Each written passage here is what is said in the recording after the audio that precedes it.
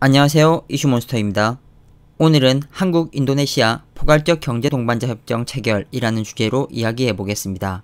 10월 16일 한국과 인도네시아 양국은 인도네시아 수도 자카르타 인근 땅그랑에서 한 인도네시아 세파 실질 타결에 관한 공동선언문에 서명했습니다. 이번 외교 성과는 일본이 지배하던 6억 5천만 인구의 동남아시아 시장 개척을 알리는 매우 큰 성과입니다.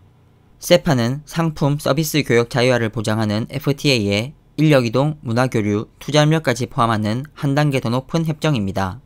인도네시아는 2억 7천만 명의 인구로 중국, 인도, 미국에 이어 세계 인구 4위 국가이며 지난해 GDP는 1230조 원에 달하고 구매력 평가 GDP는 3827조 원으로 한국을 넘어서는 수준입니다. 또한 연 경제 성장률 5% 이상의 가파른 성장세를 보이고 있는 시장입니다.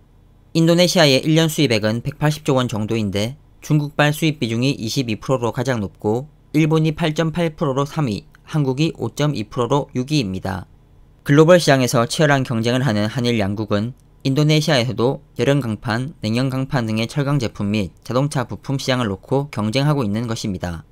인도네시아는 이번 세파를 통해서 한국의 주요 수출 품목인 철강과 합성수지, 자동차 부품 등에 적용되던 5에서 15%의 관세를 발효 즉시 철폐하기로 했습니다. 완성차 수출에 대한 관세 5%는 유지하게 되지만 자동차 부품에 대해서는 무관세가 되기 때문에 현대차가 인도네시아 현재의 완성차 조립 공장만 짓는다면 무관세로 차량을 판매하게 됩니다. 현재 인도네시아 정부는 메이킹 인도네시아 4.0 로드맵에 따라서 자동차를 중심으로 5대 제조업 육성 정책을 펼치는 중인데 이에 따라 현대자동차는 인도네시아 정부와 협력하여 연간 25만 대 규모의 전기차 공장을 계획 중입니다. 현재 동남아시아 자동차 시장은 일본 회사들이 지배하고 있는 시장입니다. 이것은 과거 일본이 단순히 FTA를 맺는 데 그치지 않고 개발도상국들과 EPA를 맺으면서 상품 서비스뿐 아니라 투자 분야까지 협력하여 시장 지배적 지위를 누렸기 때문입니다.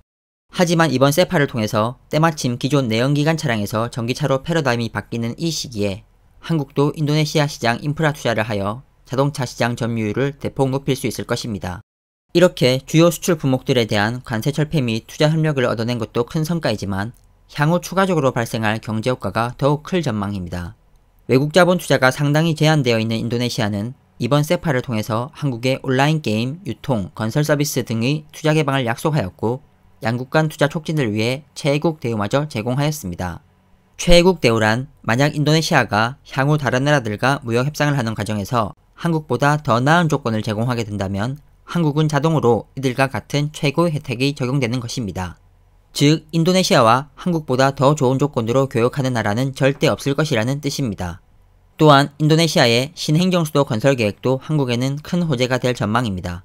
인도네시아는 지난 8월 26일 현재 수도 자카르타의 심각한 과밀화와 지반 침하 때문에 수도 이전을 발표하였습니다. 새로운 행정수도는 자카르타에서 약 1400km 떨어진 보르네오 섬의 동칼라만탄에 세워질 예정이며 건설 비용은 약 40조 원으로 추정됩니다. 이번 세파를 통해 인프라 투자가 개방되어 한국 건설사들은 수도 이전 사업에서 큰 수주를 할 것으로 예상됩니다. 반면 일본은 인도네시아 수도 이전을 걱정스러운 눈으로 바라보고 있습니다. 과거 일본은 공적 개발 원조를 통해서 자카르타에 막대한 투자를 해두었는데 이번 수도 이전을 통해서 인도네시아에서 일본의 영향력이 줄어들 것을 걱정하는 것입니다. 게다가 최근 인도네시아가 일본의 한국 수출 규제에 대해서 이의를 제기하고 한국과의 경제협력도 강화하는 모습을 보면서 40년 이상 지배하던 인도네시아 시장을 뺏길까봐 걱정하는 중입니다. 동남아시아 시장은 현재 한류 열풍으로 인해서 한국의 국가 브랜드 가치가 급상승 중입니다. 한국은 이번 세파를 통해서 폭발적 성장이 예상되는 6억 5천만 인구의 동남아시아 시장 공략 첫걸음을 성공적으로 시작하게 되었습니다. 향후 동남아시아 시장에서 계속 좋은 소식이 들려오길 기대합니다. 오늘은 이것으로 마치도록 하겠습니다. 들어주셔서 감사합니다.